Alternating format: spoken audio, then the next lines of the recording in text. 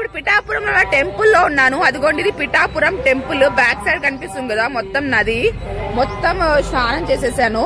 Okay, ఇక్కడ ఒక పంతులు కూడా చెప్పారు చూడండి వైట్ వేసుకొని. పంతులు గారు ఏం చెప్పారంటే గీతా ఆర్ట్స్ దగ్గర ఇలా ఎందుకు చేస్తున్నాను ఏంటి, ఇప్పుడు కళ్యాణ్ సార్ దగ్గరికి వెళ్ళి ఏంటి ప్రాబ్లం అంటే ఏమి ప్రాబ్లం వద్దు, ఏమి గొడవ పడద్దు. ఇప్పుడు దాకా చాలా ఫైట్ చేసేసావు, వాళ్ళు ఎవరైనా మ్యారేజ్ చూపిస్తే మ్యారేజ్ చేసేసేసుకో. మీ డాడీ కూడా అదే కదా లాస్ట్ దాకా కోరిక ఉండేది, మ్యారేజ్ చేసేసేసుకో. కానీ డబ్బులు లేవు అంటున్నావు.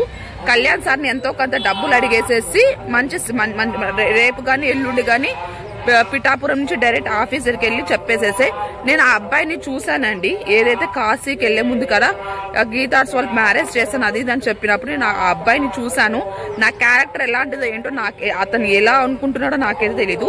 ఏవైతే న్యూడ్ ప్రొటెస్ట్ వీడియోస్ ఏవైతే యూట్యూబ్ లో ఉన్నాయో, సోషల్ మీడియాలో ఉన్నాయో, ఇన్స్టాగ్రామ్ లో, సోషల్ మీడియాలో, ఫేస్బుక్ లో, అయితే యూట్యూబ్ లో గీతార్స్ దగ్గర చేసిన న్యూడ్ ప్రొటెస్ట్ కానీ అదే విధంగా ఎర్రగడ్డ హాస్పిటల్ పోయిన వీడియోస్ ఉన్నాయో అవన్నీ డిలీట్ చేసేసేసేయండి. ఆ అబ్బాయి ఎవరేమో నాకు తెలీదు.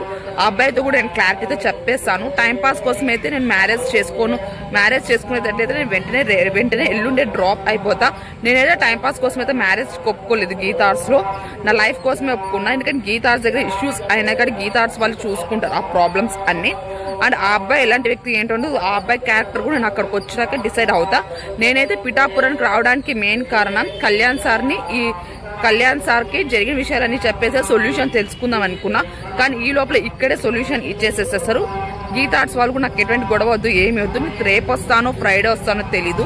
పిఠాపురం నుంచి హైదరాబాద్కి వచ్చినప్పుడు నేనైతే మ్యారేజ్ కి ఒప్పుకుంటున్నా. ఆ అబ్బాయి క్యారెక్టర్ ఎలాంటిదో కూడా నేను కూడా టెస్ట్ చేస్తా. నా క్యారెక్టర్ ఎలాంటిది ఒప్పుకున్నాడో, లేదా టైం పాస్ కోసం ఒప్పుకున్నాడో, లేదా ప్రాబ్లమ్స్ వస్తే ఒప్పుకున్నాడో తెలీదు. నేను కూడా అబ్బాయి క్యారెక్టర్ ఏంటో నేను కూడా డిసైడ్ చేశాకే ఒప్పుకుంటా. Okay, thank you.